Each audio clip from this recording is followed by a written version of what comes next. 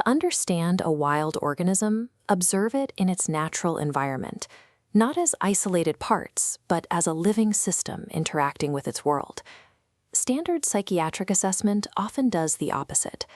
In a moment of acute crisis, a person is separated from their life and handed a numerical checklist. They are asked to step outside their own experience to provide data in a format the institution can easily process. The San people of Southern Africa utilize a different kind of knowledge. Their tracking is participatory. They don't stand apart from the landscape. They engage with it directly, reading signs from within the shared environment. A tracker reads the spoor, the weight of a footprint, or the warmth of disturbed earth. They don't require the kudu to report on its own location. They understand the animal's state through embodied resonance and direct observation of the field. Clinical assessment that relies solely on clipboards and symptom counts overlooks the ecological and relational context of human suffering. Viewing the mind as a broken computer isolated inside the skull has dominated psychiatry for decades, yet this focus on brain reductionism has struggled to improve long-term clinical outcomes. A new framework, 4E cognition, describes the mind as embodied, rooted in whole-body loops, and embedded, inseparable from physical and cultural surroundings. It is also inactive, co-creating reality, and extended, where thinking leaks into tools, relationships, and technology. This shifts the focus from static internal brain states to a dynamic relational view of cognition that exists across an entire field. If our minds extend beyond our skulls, treating psychological distress requires us to address the entire living field, rather than just manipulating neurochemistry. To apply these principles to frontline mental health services, NHS psychiatrist Dr. Paul Collins developed a system called the Spiral Lattice. This framework is built on the capacity equation, which redefines expressed capacity as the result of a simple clinical subtraction. CN represents native capacity, the organism's inherent evolutionary ability to self-organize, adapt, and move toward health.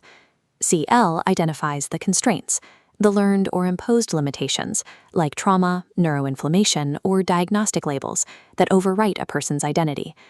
Most psychiatric models prioritize adding chemicals to fix a perceived deficiency. The lattice focuses on identifying and removing these specific constraints to allow the person's existing capacity to express itself. In this model, the person in crisis is viewed as possessing a full native capacity that is currently curtailed by a heavy load of internal and external constraints. Releasing those constraints requires stabilizing the environmental and relational conditions surrounding the individual. The emergence equation provides a map for this stabilization, where G stands for ground.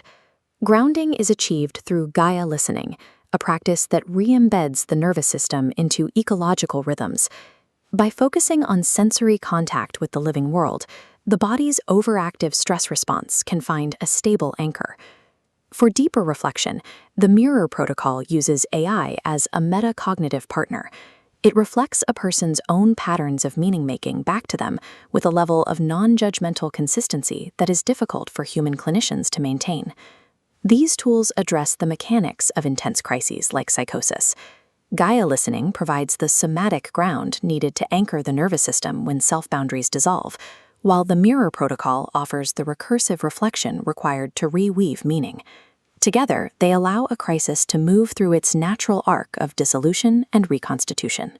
If a field-based model aligns with both biology and experience, standard psychiatry's continued reliance on static diagnostic categories suggests a deeper structural issue.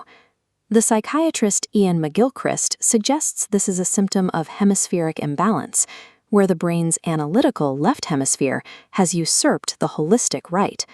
The left hemisphere prefers rigid, two-dimensional maps and checklists. It attempts to categorize fluid human experiences into static boxes, losing the context of the whole living organism. The spiral lattice seeks to restore the right hemisphere's perspective, using structured heuristics to protect and support the process of holistic, relational healing. Effective healing is ecological and embodied, moving beyond the limitations of institutional legibility. Human distress is a dynamic process that cannot be fully captured by a fixed diagnostic label. Understanding a crisis requires looking past the individual skull to identify the specific parameters that have destabilized the living field. This shift treats psychiatry as a participatory process of recognition. The theory is a living node in an ongoing spiral,